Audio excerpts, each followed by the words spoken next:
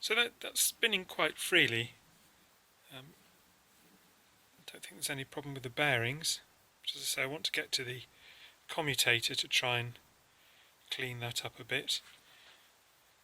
I don't know if you can see in here, there we are. That is the distributor drive gear down in there. Front part, the rear part have to be removed, and that gear, which is buried inside, is held on by, if I can just do that, a split pin and a nut. Not quite sure about the front bearing, we can investigate that. This is actually snapped there on one of the mountings, but I don't think it's going to cause a problem. So first of all, I'll get that in the vise, and let's try and get that split pin out. So let's see what we can do. This is going to be quite tricky. You can see the legs of the split pin are splayed on this side, and that's the head of the split pin. Goodness knows how we're going to get this assembled again. So probably the first thing we have to do is to push that leg down there. Get that, and then maybe try and lever it that way. That's working remarkably well. Don't know if I can get this in and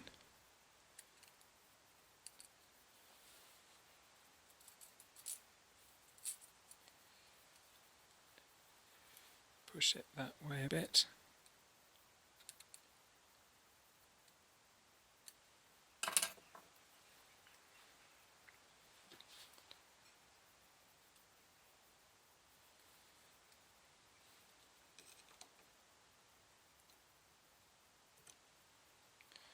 Trying to do this in a manner that you can actually see it, but it's not easy. See, that's almost out now.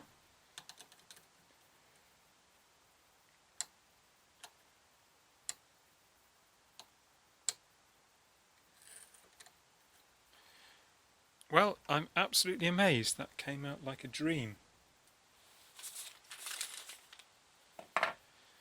So that will now allow us to undo that nut on the back of the dynamo spindle.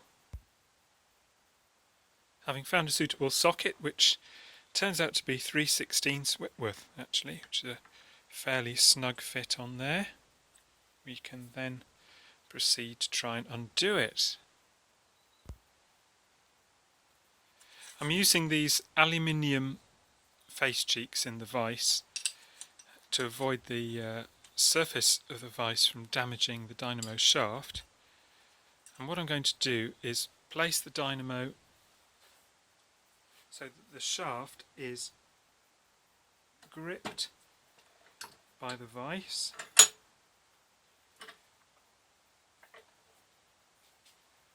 Like that.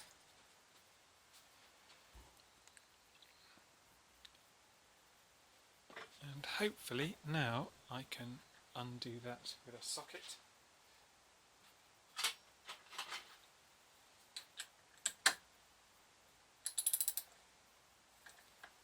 Wasn't very tight actually, which is nice.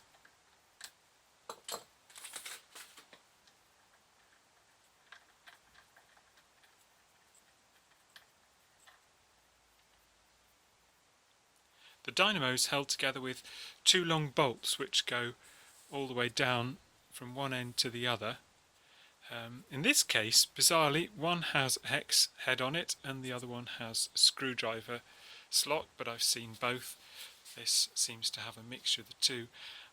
Looking at this dynamo, I believe it has already been apart at least once in its lifetime, and it's just been put back together with whatever they had. Doesn't really matter, doesn't affect the performance of the thing. So this nut here is a 3/16 Whitworth. It's probably a BSF thread, but the 3/16 Whitworth will fit.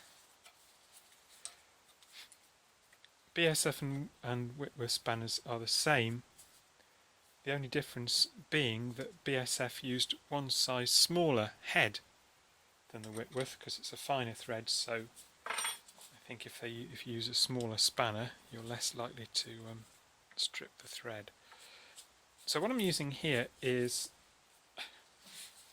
from an impact driver set, just because it's a lot easier to get the torque on there to undo this, but I expect you could have done it with an ordinary screwdriver if you were careful. Yes, so there we are.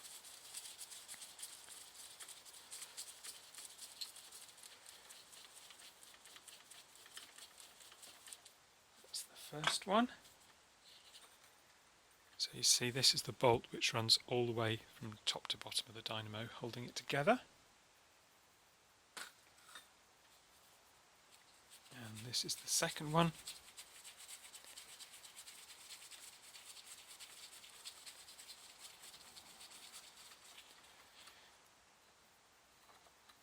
And there we are, and as you see they've got shake-proof washers on as well. All this stuff has shake-proof washers because obviously there's a lot of vibration in the engine and you don't want these things vibrating and coming undone. Maybe I should do a video about shaking things undone. It's quite remarkable to watch. You can see here this end is already starting to separate.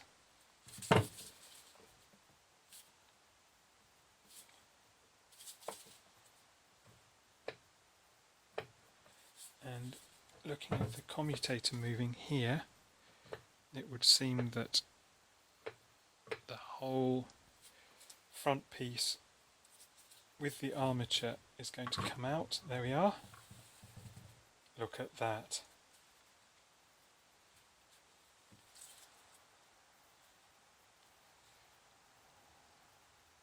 There was no need to take the nut off the back here because the hole in the back of the dynamo is big enough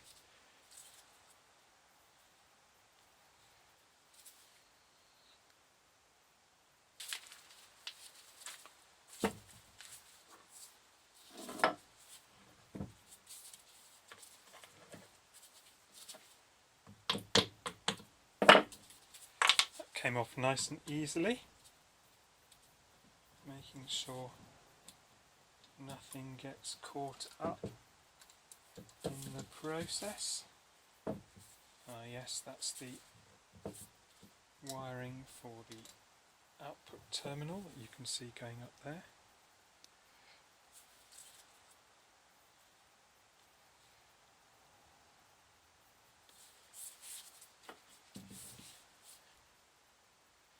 So here are the three brushes. Two main brushes and the third brush. Interestingly enough, these are not opposite each other. I don't know why that is, but the operating principle is as we've talked about. Now you can see here these teeth. So this is the third brush and this is the way it can move. So if you were to loosen this like that,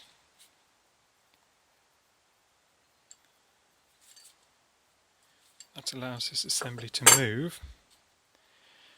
And what I've noticed, this is what I was looking for on the back of the dynamo the other time. See this thing here? Actually there is a screwdriver slot here, and that allows you to adjust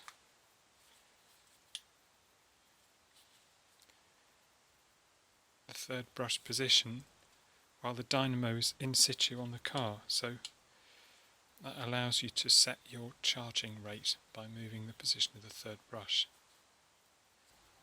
So these are the things that press down, oh these gloves are annoying, they're a bit big for me, that press down onto the carbon brushes and push them against the commutator, which will be here. And you can see they've got these little spring devices there, and the tension of the spring can be controlled by moving this little thing into different slots. So that's really nice. Lucas, well done. Now what I was saying about the brushes getting sticky is that imagine this is in the car that way up. So any grease that comes out of this back bearing here is going to run down into this brush holder, which will make that bottom brush quite sticky eventually with time, and that will cause it not to press nicely against the commutator and cause intermittent charging. So that's a common problem. So cleaning out that bottom holder is a good thing to do. Unfortunately, it's not easy to do without removing the dynamo from the car. And it's even easier when you've removed the end plate like this. So that's the business end. Let's have a look at the armature and the commutator. And here it is. So there's a bit of mildew on the windings here, but there's no blackening. The insulation doesn't look burned or anything. So I think this is a pretty good bet. There's the front plate spinning nicely. I just have to work out now how to get the armature out of the front plate. Then we can put it in the lathe and we can clean up the commutator. So there you are, you can see it's quite blackened there. And round on the other side it's not so bad. So you often find on the trailing edge of each segment that you will get some burning like this.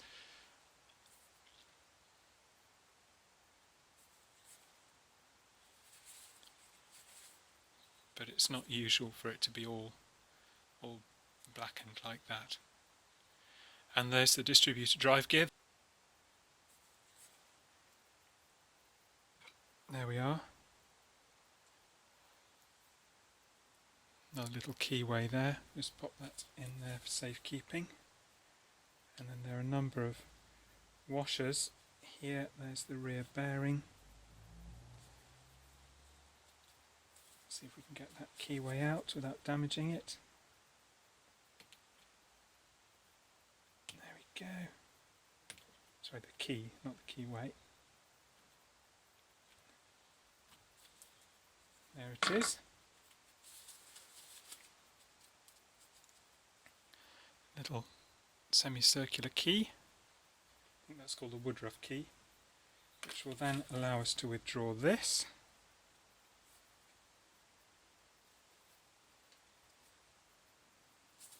Some sort of dished washer, and this looks like a felt seal actually, some sort of felt seal on the bearing. So this is, I suspect, what is supposed to be stopping the grease getting down onto the commutator. I'd have thought that bearing should pull off fairly easily, but I'm not going to do anything too radical right at the moment, because what I want to do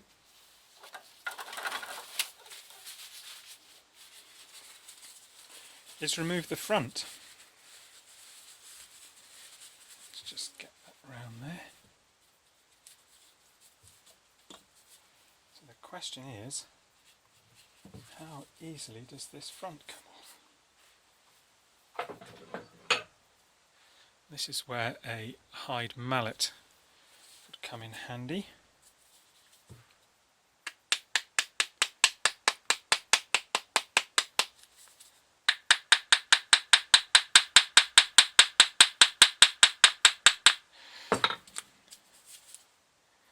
So that does not seem to want to come out of there very easily. So I think the next thing to do will be to undo these 3 screws.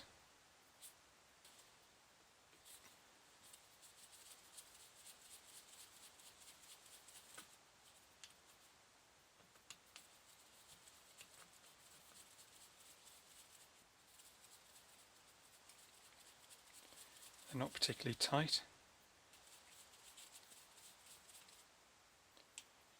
Right.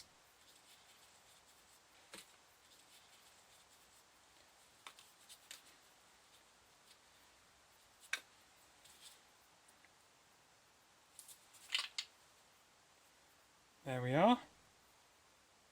One bearing retainer and the bearing, and that looks pretty disgusting in there, so that is well worth cleaning up and re-lubricating when it goes back together. So I'm glad I took that off. Actually, whilst we're at it, one more thing to notice. You'll see that that has an oil scroll on there, which works in conjunction with this, and that will tend to push the oil back into the timing cover area instead of it working its way into the dynamo. So in the end, what I decided to do was to rig up a puller. You can get these with different length arms, different size bodies, and I just sort of made this up out of bits and bobs that I had to allow me to pull this off the bearing at the front. So all you do is just, you see, by the way, I've also got the armature held in the vise using a couple of bits of old car tyre to protect it, and it's not done particularly tightly. So there we are, just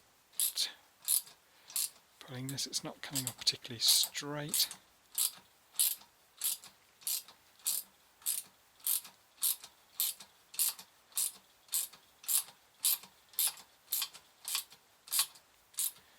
I've never found these cheap pullers to be particularly good, to be honest. But as you've seen, they're better than nothing. This bears on the sort of dimple in the end of the shaft as well. Centre bore, I think they call it. So it's nearly there now.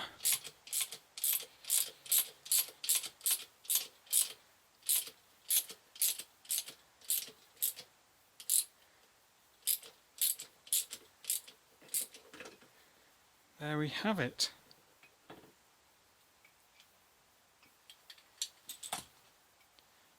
So there's the bearing. In the bearing housing there's the oil scroll, which is to pull the oil back towards the timing chain, stop it getting all over the inside.